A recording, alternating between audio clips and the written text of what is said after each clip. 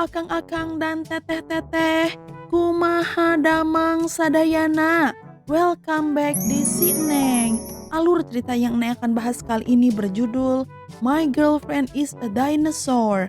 Sebelum lanjut ke ceritanya, jangan lupa ya, dukung channel Neng dengan cara di subrek, like, komen, dan share. Yuk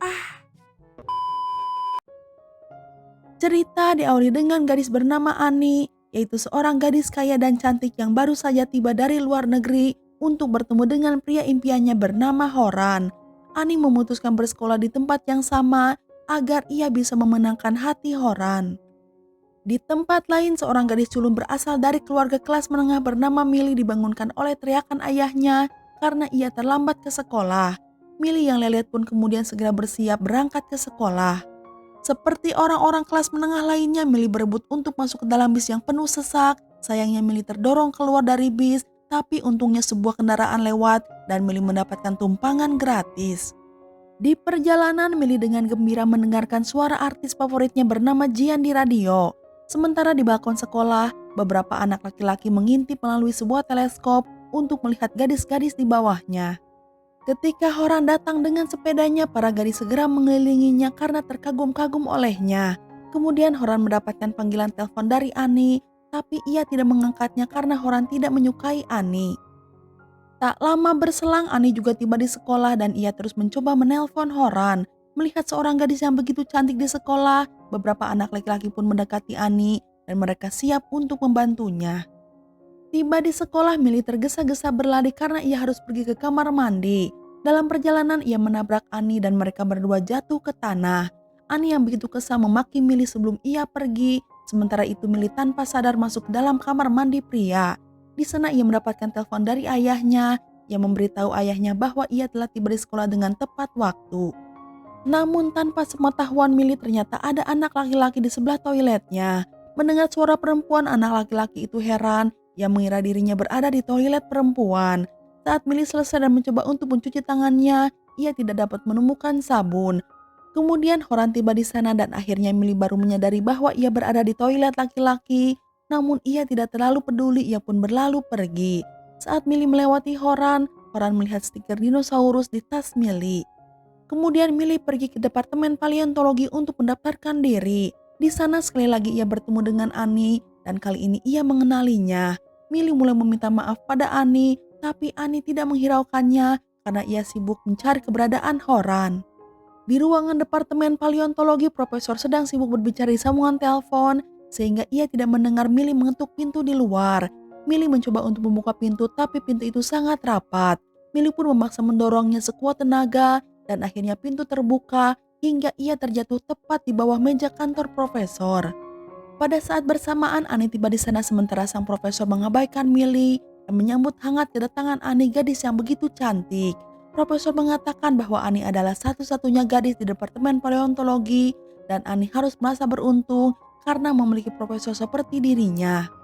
Ani menjelaskan kesalahpahaman. Ia mengatakan bahwa ia datang ke sana hanya untuk mencari Horan dan bukan untuk mendaftarkan diri masuk ke departemen tersebut. Sementara itu Milly mulai memperkenalkan diri pada profesor, namun Milly kembali diabaikan. Sebaliknya profesor memberitahu Ani keberadaan Horan sebelum ia meninggalkan ruangan. Setelah beberapa saat, Milly akhirnya bisa melakukan percakapan dengan profesor dan ternyata Milly adalah satu-satunya gadis di departemen paleontologi. Profesor kemudian menyerahkan formulir pendaftaran di mana Milly harus mendapatkan cap dari penasihat kelas. Namun dengan cepat Milly segera keluar tanpa mendengarkan panduan profesor dengan benar. Selama 15 menit Milly menggeledah seluruh sekolah untuk mencari penasihat kelas tetapi tidak menemukannya. Merasa lelah, ia kembali ke ruangan profesor dan mengeluhkan perjuangannya. Hingga akhirnya profesor mengklarifikasi bahwa ia juga adalah penasihat kelas dan itu adalah kesalahan Milly karena tidak mendengarkannya dengan baik. Profesor lalu memberi cap di formulir pendaftaran dan mengatakan pada Milly untuk menyerahkan formulir kepada kepala departemen. Kali ini Milly juga tidak mendengarkan perkataan profesor secara penuh hingga ia bergegas keluar untuk mencari kepala departemen. Sekali lagi Milly mencari keberadaan kepala departemen dan ia pun menyerah lalu kembali ke ruangan profesor di mana profesor sudah menunggunya untuk memberitahu Milly bahwa ia adalah penasihat dan juga kepala departemen paleontologi. Sementara Horan mendapatkan telepon dari ibunya yang memberitahu bahwa Ani telah tiba di sekolahnya. Pada saat yang bersamaan ia melihat Ani, tetapi bukannya menyapa Ani, Horan malah bersembunyi dari Ani. Profesor serta Milly tiba di suatu lokasi dan mulai memeriksa kerangka dinosaurus. Profesor menjelaskan bahwa Horan adalah top student di kelas dan Milly harus banyak belajar dari Horan. Namun ketika Milly memeriksa kerangka, ia tak sengaja menjatuhkannya hingga pecah. Kesal dengan kecerobohan Milly, Profesor meminta Horan untuk menemani Milly pergi ke asrama putri. Ternyata Ani juga berada di asrama tersebut hingga akhirnya Ani bisa menemukan pria impiannya.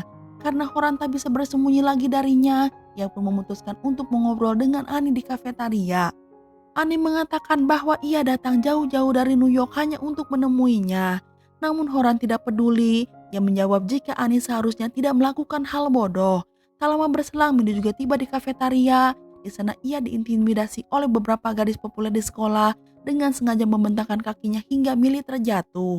Melihat itu Horan mencoba membantu Milly, tetapi Ani menghentikannya. Kemudian seorang teman sekelas mendekati Milly untuk memberitahu bahwa mereka memiliki acara penyambutan nanti malam dan setiap orang harus memakai kostum khusus. Begitu bersemangat, Milly segera pulang ke rumah dan mulai mencari sebuah kostum. Ayahnya merekomendasikan agar Milly memakai kostum dinosaurus karena ia yakin kostum tersebut akan membuat Milly terkenal. Sebenarnya Milly tidak menyukai gagasan itu, tapi dengan enggan ia menyetujuinya. Ternyata teman sekelas Milly telah berbohong tentang kostum yang harus digunakan di pesta itu. Kostum dinosaurus yang Milly kenakan membuat semua orang membulinya. Untungnya ayah Milly tiba tepat waktu, di mana ia menggunakan kostum superhero dan membawanya pergi. Di hari berikutnya di sekolah, semua kepala departemen berkumpul untuk pertemuan yang mereka selenggarakan setiap tahun, yaitu kontes kecantikan. Salah satu guru mengolok-olok profesor karena ia tidak memiliki siswa perempuan untuk berpartisipasi dalam kontes kecantikan. Merasa kesal, profesor mengatakan bahwa ia memiliki siswa perempuan dan ia akan berkompetisi di kontes tersebut. Sementara di kelas, Milly sibuk melamun tentang gebetannya Jian, namun seketika tersentak oleh kedatangan profesor. Profesor melihat bahwa Milly adalah penggemar berat Jian. Profesor pun membujuk Milly agar mengikuti kontes kecantikan dengan mengatakan bahwa Jian akan menjadi salah satu juri dan Milly bisa bertemu dengannya secara langsung. Mendengar hal tersebut, Milly segera bergegas mendaftar kontes itu. Di sore hari tiba-tiba hujan deras dan Milly terjebak di sekolah karena tidak membawa payung. Berbeda dengan Milly, Ani mendapatkan sederet anak laki-laki menawarkan payung agar Ani membeli salah satu payung dari mereka. Namun Ani hanya akan menerima payung dari Horan saja, sehingga Ani rela menunggunya. Tak lama kemudian Horan tiba dan mengejutkan semua orang ketika ia menawarkan payungnya pada Milly. Hal ini menyebabkan ketegangan antara Milly dan Ani, sehingga Milly memutuskan pergi di tengah derasnya hujan. Tetapi Horan merasa Milly sangat menarik, hingga ia meninggalkan payungnya lalu mendatangi Milly. Begitu sampai di rumah, Milly menceritakan pada ayahnya tentang kontes kecantikan. Pada awalnya si ayah merasa ragu, tapi kemudian ia mulai mengajari Milly menari serta tampil percaya diri untuk audisi. Pada hari audisi, semua peserta menunjukkan bakat mereka, di mana keberadaan Ani menjadi peringkat teratas. Sementara Milly melakukan tarian dinosaurusnya dan semua orang mengolok-olok Milly, kecuali Horan yang juga hadir di antara penonton merasa sangat terhibur olehnya. Melihat penampilan Milly, para juri ingin mengeliminasi Milly, tapi profesor memohon agar mereka tidak melakukannya. Ia mengklaim bahwa hal itu akan merusak reputasi departemen, maka mereka dengan enggan setuju untuk meloloskan Milly ke babak berikutnya. Setelah audisi, gadis-gadis yang tersingkir di babak pertama mulai mengejek Milly. Mereka mempertanyakan bagaimana ia lolos babak selanjutnya, padahal Milly gadis yang jelek, namun Milly mengabaikan mereka dan pergi dari sana. Di hari berikutnya, para peserta berkumpul di sekitar kolam renang untuk berlatih cara berjalan. Dikarenakan Milly tidak tahu cara berjalan dengan sepatu hak tinggi, ia pun jatuh ke dalam air. Melihat kejadian itu, Horan langsung melompat ke kolam untuk menyelamatkan Milly. Ia kemudian memberi napas buatan dan Milly pun terbangun. Tapi ketika Milly melihat Horan di hadapannya, Milly segera bangkit dan kabur dari sana. Tak sengaja Milly mendengar profesor berbicara di telepon dan mengetahui karena profesorlah ia lolos dalam kompetisi itu. Hingga Milly mulai bertanya-tanya apakah semua komentar jelek tentang dirinya benar adanya. Keesokan harinya Milly menghadapi profesor yang memutuskan untuk tidak berpartisipasi dalam kompetisi lagi.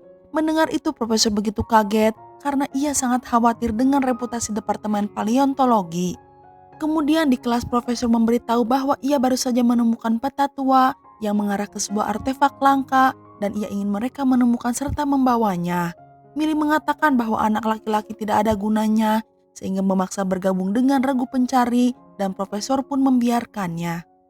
Millie serta timnya bersiap dalam misi pencarian. Dalam perjalanan mereka bertemu dengan seorang raja serta putrinya dan memutuskan untuk menghabiskan malam bersama. Mereka menari serta bersenang-senang sepanjang malam. Sayangnya saat mereka bangun di pagi hari, jeep mereka sudah tidak ada. Ternyata raja serta putrinya telah mencuri jeep tersebut dan meninggalkan mereka hingga terdampar di gurun pasir. Mereka kemudian melewati tempat terpencil dan akhirnya menemukan kastil besar yang berisi artefak.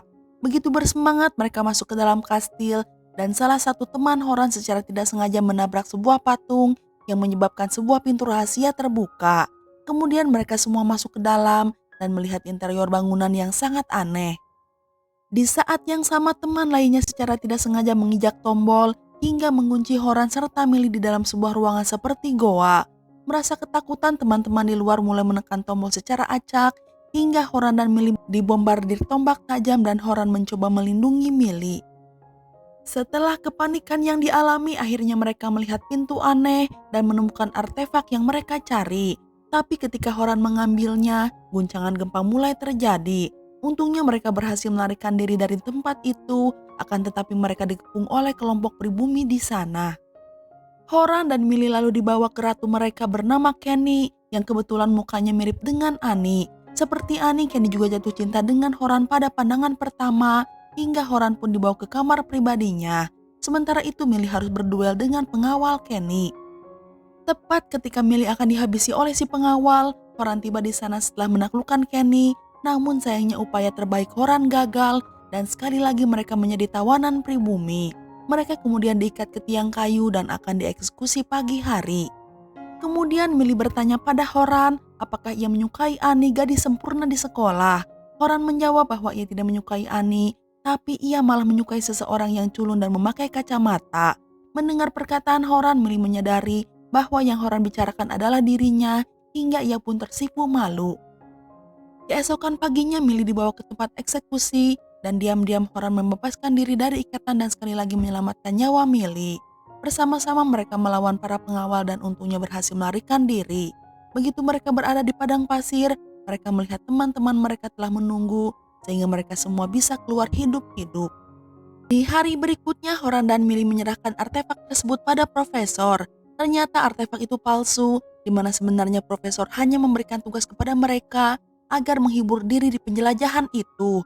Kini Millie menyadari bahwa ia sebenarnya lolos ke babak kedua karena kemampuannya sendiri dan bukan karena bantuan profesor, sehingga ia memutuskan untuk kembali dalam kontes kecantikan.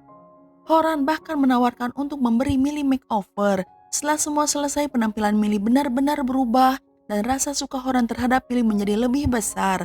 Di putaran kedua, Millie berhasil mengambil hati para juri, termasuk Jian, dan lolos ke babak final.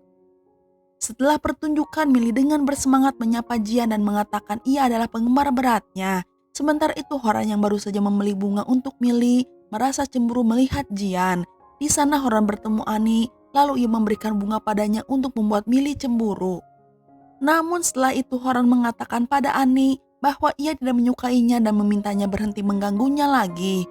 Merasa marah dan sedih, Annie bertekad untuk memenangkan kompetisi dan ia mencoba merayu Jian, namun rayuannya gagal hingga ia memutuskan untuk menghancurkan Millie. Pada babak terakhir, Millie mulai menunjukkan penampilannya, tetapi Annie yang jahat mematikan listrik dan memerintahkan semua orang agar meninggalkan aula. Karena Annie adalah gadis paling populer di sekolah, sebagian besar siswa mengikutinya. Namun saat itu Millie secara emosional memberitahu semua orang bahwa ini adalah satu-satunya kesempatan dalam menunjukkan penampilannya dan ia memohon kepada mereka untuk tidak pergi. Lalu Millie mulai menyanyikan lagunya sementara Horan duduk di kursi penonton. Millie kemudian perlahan-lahan mendatanginya dan semua orang mulai menyemangati mereka. Keesokan harinya di sekolah, Millie dan Haron kini resmi menjadi sepasang kekasih. Kemudian Millie dipanggil oleh kepala sekolah. Ia merasa takut atas penampilannya kemarin.